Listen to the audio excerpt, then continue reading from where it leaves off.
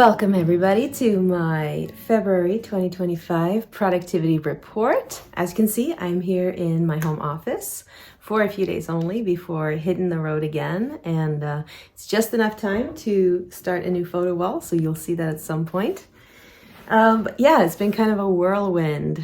And it's nice to be back in Chicago, even though I had a fabulous time on my trip. So let's jump right in. I have a lot to tell you.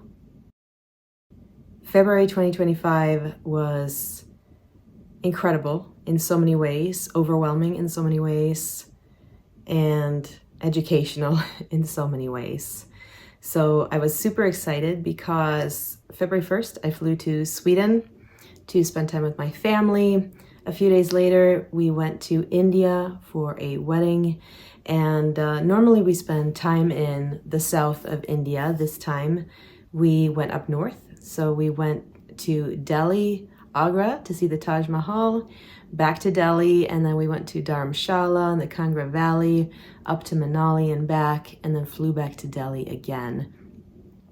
From there, I went to Paris, my family went to Bangalore, and then we ended up in Dubai. You'll hear more about that in next month's report because that actually lasted all the way through mid-March. So it was a big trip, 3 continents plus, I guess I should say, and kind of a whirlwind, but so fulfilling. The topic for this month came through loud and clear, and it was business systems. Now, I know the topic of business systems is not the most glamorous one out there. You know, we always talk about having systems and operations in place for a business owner, but a lot of people don't talk about what that actually looks like. So what are you able to do when you have these fabulous systems set up? Well, you're able to actually take 2 months off and go do other stuff. And that's the beautiful thing about it. My business ran just like it would any other day, and I had automations in place, I had team members in place that could help me out when I needed a little bit of extra juice. But beyond that, everything flowed as normal and there were no major hiccups just because I stepped away. And that's really important. That's what it's supposed to be like when you have the right systems in place. Because if you are lucky enough to be in business for more than a few years, which we all hope that you're going to be, there's going to be a time where you have to step away. It could be voluntary, it could be involuntary, right? It could be the birth of a child. It could be your health. It could be somebody else's health. Maybe you're a caregiver. It could be pretty much anything, but there will come a time where you need to step away for a moment. And at that point, you need to be able to do that without fear of having your business fall apart without you. If you are the only cog holding everything together, it's just not going to work long time. There has to be other systems in place that can hold it for you. Yes, you're there to direct. Yes, you're there to oversee, but you are not the glue. And that is really important. So many small business owners are the glue to their business. They are their business. And if they step away, the business cannot function. And you need to think about that if you're trying to scale your business, because you can get to a certain point being that person, as I did, you know, you can get to 6 figures, maybe even multiple 6 figures, but after that, you are going to plateau. There's going to come a time where you're going to want more. And in order to get more, you have to have these systems in place.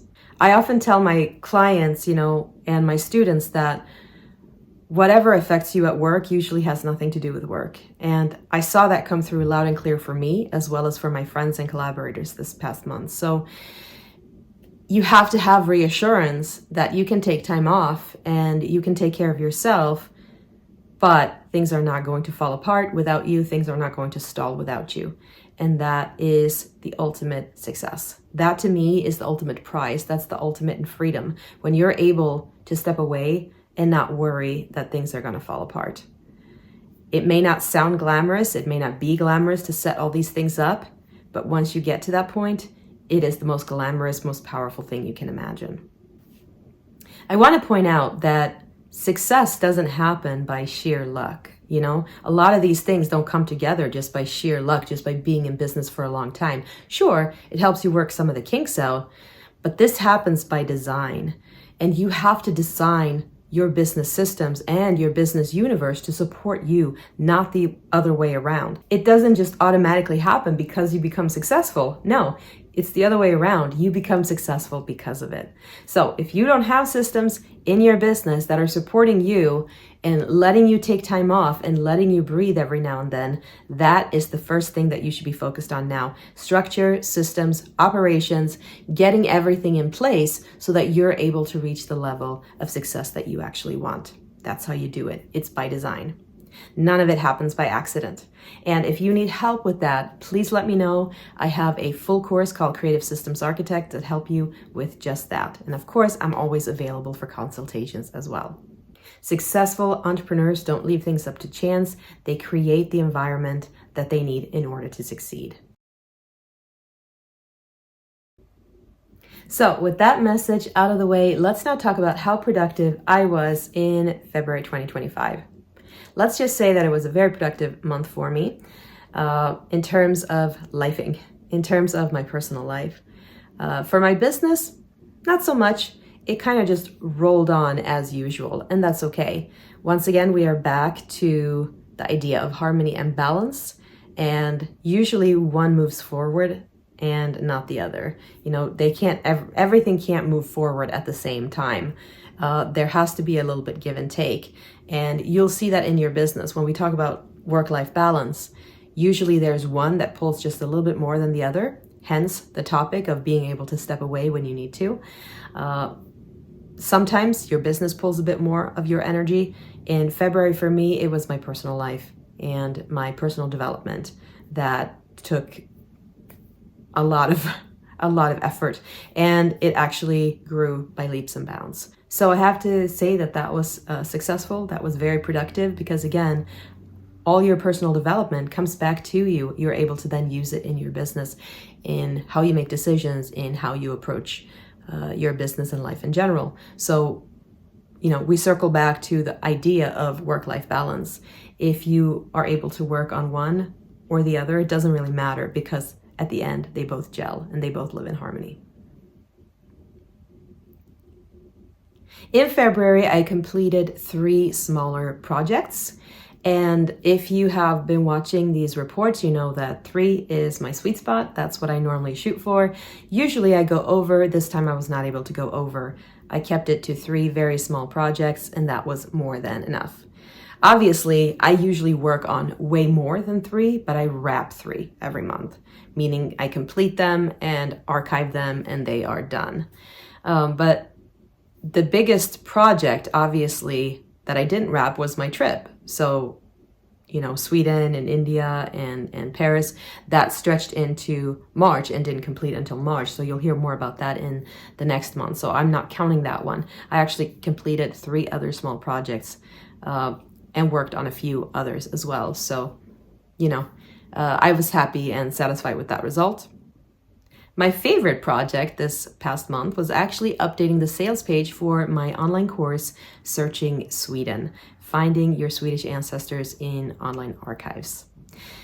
You might be a little surprised to hear that I have a genealogy course, but yes, I do. I was a family historian for many, many years professionally, and eventually I took all of that knowledge and I packaged it into a course called Searching Sweden. It is still available for purchase as a self-study course, even though I don't actively teach it anymore. And it's actually probably the best course I've ever written. It's on a different topic, you know, but the way it comes together, the way all the modules are laid out, and the success that the students have had, I would say it's probably the most successful course I've ever produced. And I'm super proud of it, which is why it's still available for purchase. So if you're interested actually in understanding your Swedish heritage, you can go to searchingsweden.com and take a look at what's included. Again, right now it's a self-study, but we still have 2 versions of it that are live, and both are excellent. So if you have any interest at all in Swedish genealogy, make sure you take a look at that. It's super fun, and no, you do not have to be fluent in the language in order to research in Sweden. It's actually quite easy when you know what to look for and how to look for it. So be sure to take a look at that. again, searchingsweden.com. I love that course so much, and I had to just stop teaching it because life took me in a different direction, but it's still a topic that I'm very passionate about and has done so much for me. And I think it'll do a lot for you if you have Swedish ancestry too. So definitely take a look at it.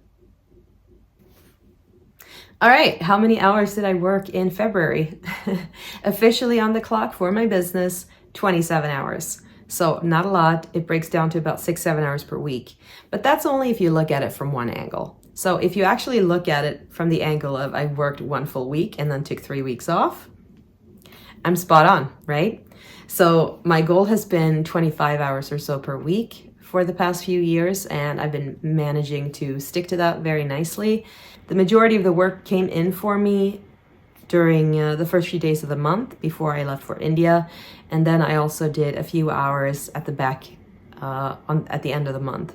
So it was pretty even. I want to say that the weeks in the middle of the month were completely off, and so yeah, I guess if you look at it overall, I worked too little, but if you consider it time off, which is well spent, I was spot on.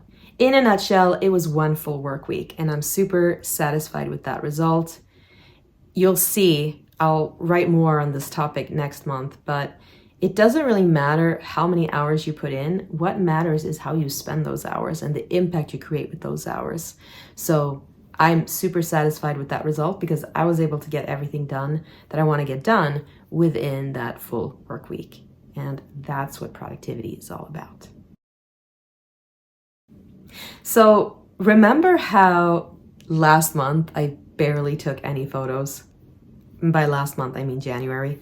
Well, I knew February was going to be different, and boy was it. I took 4,681 photos in February, and I kept most of them. I culled just a little bit from photo shoots and so on, but there were so many memories from Sweden and India and Paris that I kept most of it because a lot of it was priceless. And I didn't feel guilty about that one bit. It was so much fun, and you'll see that a lot of those are eventually going to end up on the wall. Some of them are already there. So yeah, I had a great time, and it's probably the most photos and videos I've ever taken in 1 month, but I'm not guilty at all about that. I love it. It was so much fun. And I'll probably cull a little bit more going forward, but most of them are definitely staying because, yeah, they mean a lot, and they were taken for a reason. I definitely want to keep them. You probably remember as well that I've been saying that I might switch systems. So for the past 20 years, ever since I was a photographer, I have used Adobe Lightroom Classic for photography and to organize my photos and all of that. And that's been working great. Now that I am so much on the road, I find that that is not quite working for me anymore. I mean, I've been using previews and all of that for editing and all of that. It's not as fluid as I'd like it to be. So what I've done is I have now moved Apple Photos from being a transportation method into being my main photo system. And I will probably still use Lightroom Classic for some archiving here and there, for like more of a permanent legacy archive. But my everyday system is now going to be Apple Photos going forward. Fortunately, it's one that I teach, so I know it well.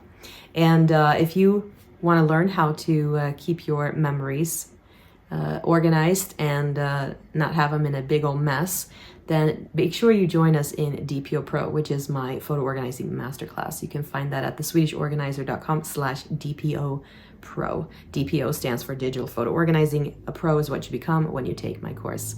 We have had so much success with that course. It's been out for 10 years now, and obviously it's continuously updated, but it has become the recommended course for the photo managers to take if you want to be a pro.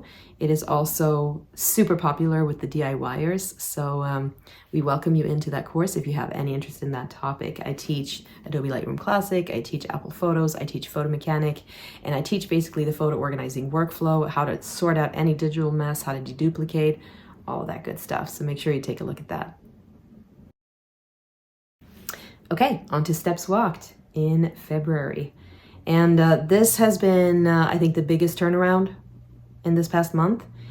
Last month, I'm not going to say I failed, but I came in quite a lot under. And it was because I didn't check in enough. I didn't pay enough attention. And that's what happens, right? No matter if you're looking at your finances in your business or if you have some other goal that you're trying to meet, if you don't check in enough and have enough KPIs or milestones or whatever you want to call them, then you lose track, you lose focus, and you forget to check in, and the goal suffers. That is what happened in January. I took it upon myself to fix that in February, and it was quite a turnaround. So my goal has been to walk 5,000 steps per day or so. In February, let's see what it turned into. 266,727 measured steps. That is more than double what I did in January. And I blew the goal out of the water. And that is what happens when you pay attention frequently. And that's in fact what I teach in Mindful Monday Mapping too, which is my high-level coaching program. It is all about paying attention. If you are making your goals a priority, you pay attention, and that's how you succeed. And you take small steps every single day consistently. Now, let me point out that it's still a flexible goal for me. Okay, so I don't have a set outcome. It is not a project per se. I don't have any time limit on it, anything like that. It is a goal, but it is a flexible goal, okay? Now, some people confuse having flexible goals with not being committed to those goals, and that's not quite true.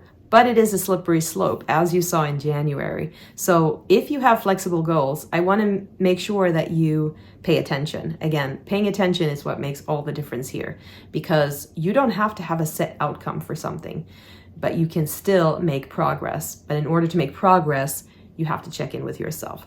So see what a difference it makes when you do that. I more than doubled what I did in the previous month. There's a really great saying that goes, where attention goes, energy flows. And never before have I seen it quite so graphically illustrated. So if you are not on my website, hop on over to see the full blog post and take a look at my chart, and you'll see just what a difference paying attention makes. Last month, I introduced a new goal. Again, it's a flexible goal, but it is language progress. And basically what I'm going to do is learn at least 15 new words in a language of my choice every single month. For the first quarter, I've chosen French, since I have a lot of friends and collaborators now who speak French, and I want to make sure that we can function in that as a main language. And yes, being in Paris absolutely helped. I learned 106 new words in February. So definitely knocked that one out of the park. Some of the words I can't say on camera, but still, I made definite language progress there. Comprehension is so much easier than speaking, and it takes a little bit of courage to try and speak even though you're not fluent. So shout out to anybody who's trying to do that, because again, you're going to make a fool of yourself. You're going to say the wrong thing. That's okay. People really appreciate it when you try. And I am definitely trying. So maintenant je parle très bien le français, and I am so excited about that. On to next month.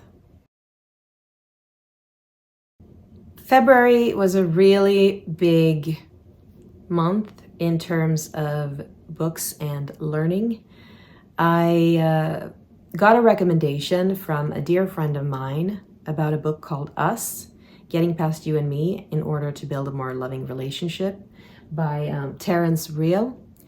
And I guess my friend had been reading that to improve her interpersonal relationships, but she was struck by how much it actually applies to the world at large and how we function in groups. So she recommended this book to me, and now that I've gone through it, boy, do I agree.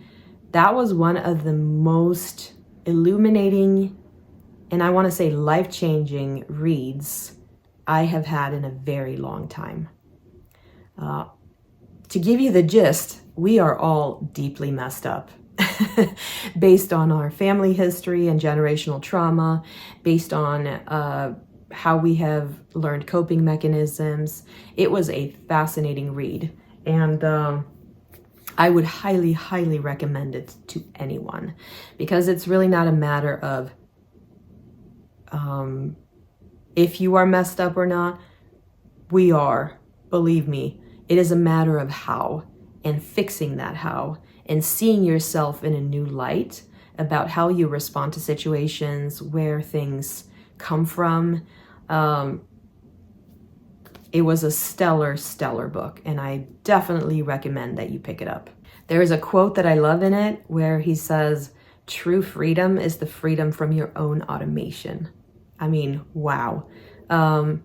Again, as a personal historian for years and years, and I'm still a personal historian to some extent, right?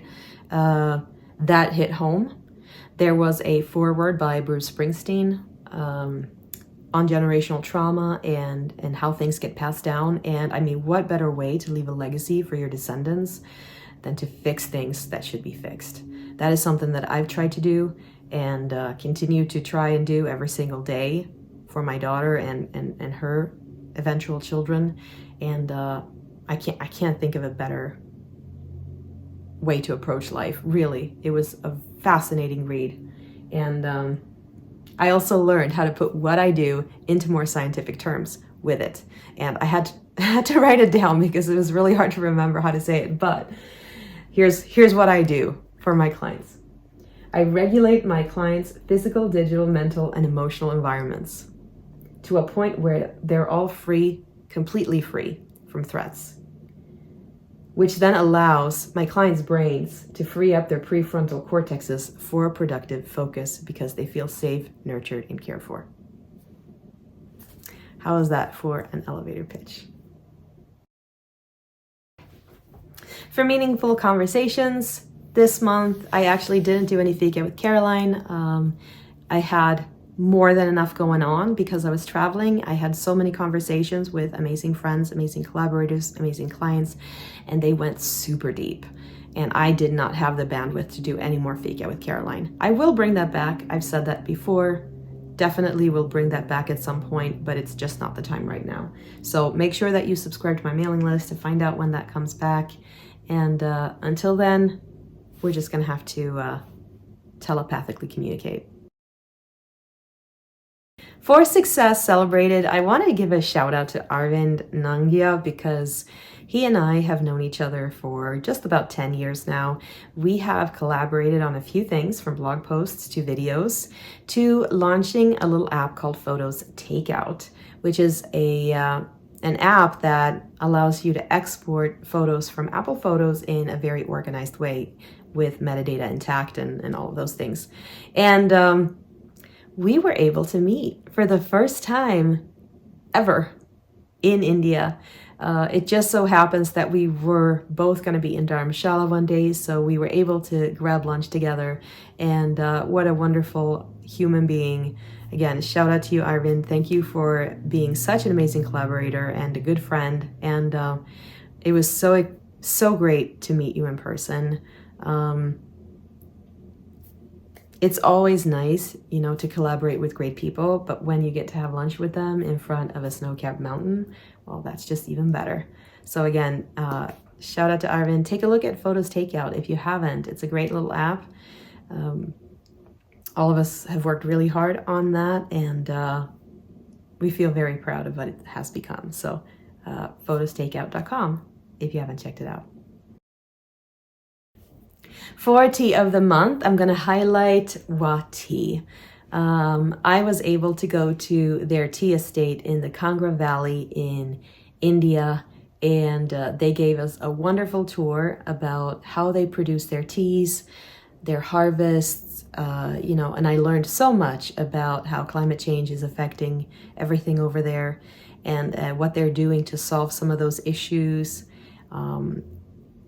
It was way more intricate work than I thought to produce the teas that I like, and no wonder they're expensive because it's a lot of it, hand labored and hand-dried and all of that stuff. And I was just very fascinated seeing how that all comes together. And they had such great methods. They have such a rich history over there at Wati. So if you're in the Kangra Valley, please stop by and say hi to them. They're wonderful people and they have amazing teas. I've decided to highlight their chai, and I tested it over there. They have a wide range for any type of flavor that you're looking for. But man, oh man, when in India, the chai is a must. So make sure you check out Wati and give them some business, because they really do deserve it. As always, before I wrap up this productivity report, I want to make sure that I tell you that you don't have to have the same goals that I do. In fact, you probably shouldn't have.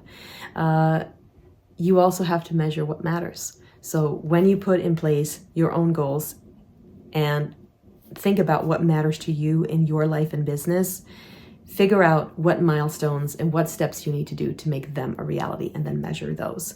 So the reason I'm sharing all of this with you on a monthly basis is because I want to be transparent about the ups and downs. I want to show you that you don't just set a goal and then immediately knock it out of the park just because you're a pro. No, there's always going to be ups and downs, lefts and rights, turns and twists, and sometimes it's a roller coaster ride before you get to the right outcome. But the key is to not give up, and the key is to keep at it, keep measuring it, and be determined, because you will get there. So measure what matters in your own life and business. And if you don't know what that is, reach out to me. I'm happy to help you put some of those things in place. We also have quarterly planning for entrepreneurs that we welcome you in. So take a look at theswedishorganizer.com for all of those resources. Again, thank you for watching this report until the end. I will see you next month.